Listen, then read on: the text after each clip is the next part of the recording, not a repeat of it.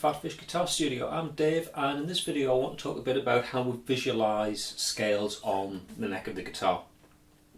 If you've been playing for a while, you should be starting to get into the idea of understanding that music's built up from scales, and when we play a piece of music what we're doing is we're taking notes out of a scale. And if you've got a tool like PhatPhish, it's really useful for showing you where the notes of a scale are on the neck. And generally you'll start to build little box patterns out of the scale to give you a convenient way of playing it. So in the case of say like a natural minor scale sort of shape, you might learn something like this.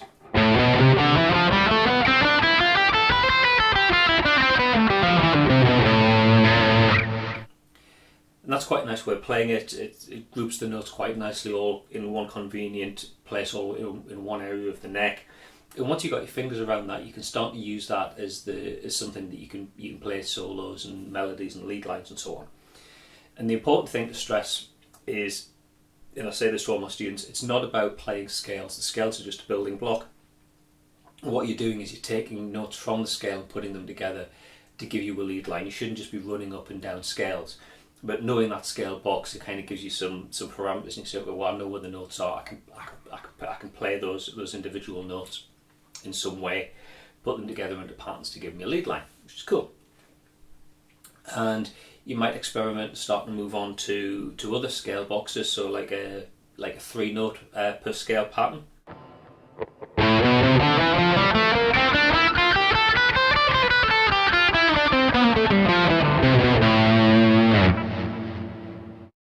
Or possibly something a little bit more advanced.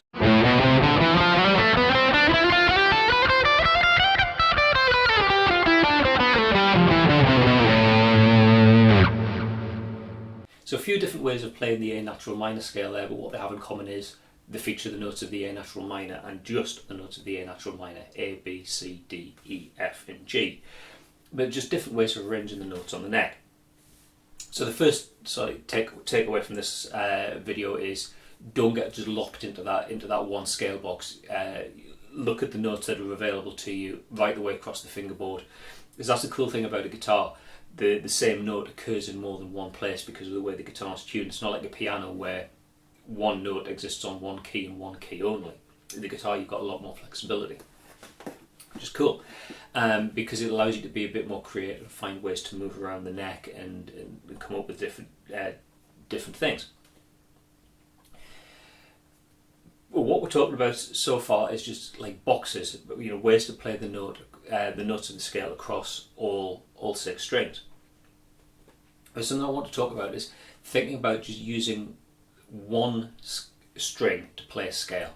Now this might at first you might think it's a bit of a backward step, because I remember when I first started playing guitar, I had my rubbish little acoustic classical guitar that I was starting to learn to play on, and I was just trying to pick out tunes, and it would just be just working on one string.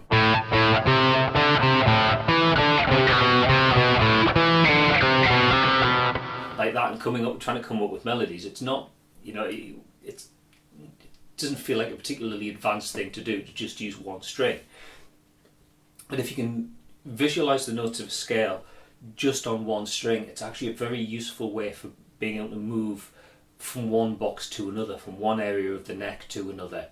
Particularly if you employ like legato techniques, like hammer-ons, pull-offs and slides and things like that. I'll show you the sort of thing I mean. It's probably one of those things that's easy to explain with an example rather than just talking about it. So if we think about the notes of A natural minor, we've got an A natural minor, go back to that first scale box, the one that looks like this.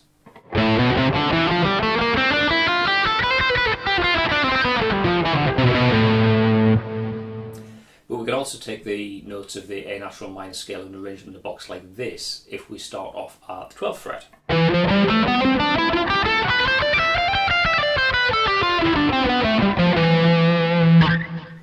But it's not particularly convenient to get from down here to up here. It's a bit of a stretch. But start to visualise what notes you've got available of the scale on one string, and you can start to use it for moving around. So just look and say at the B string. these are the notes of the A natural minor scale along the B string.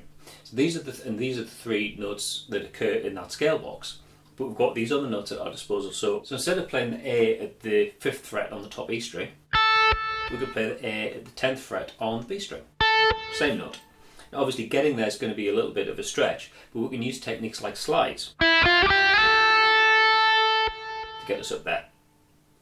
Likewise, if we look at the notes on the top E string, these are the three notes that occur in the scale box that we're playing. But we've got all these notes from the A string, from the A natural minor scale on that top E string. So we could move around and slide up. So think of a pattern something like this. Yeah. So play that through a little bit slower so you can see what I'm doing.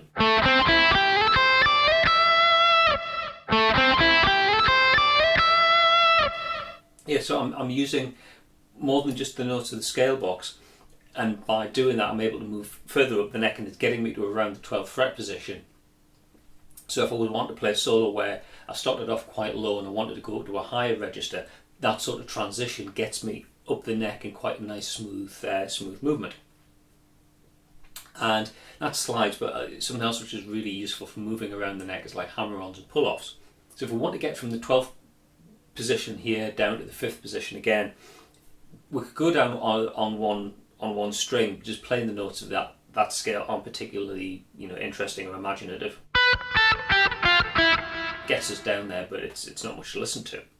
And something I quite like to use is like hammer-ons and pull-offs. So for each note that I play, I hammer on to the next note up, pull off, back to the original note, and then slide down one, like this.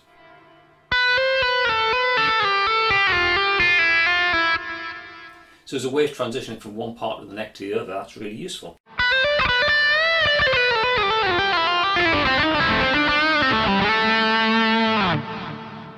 So it's important not to get locked into those scale boxes. They're a very useful tool to give you a frame of reference where the notes are.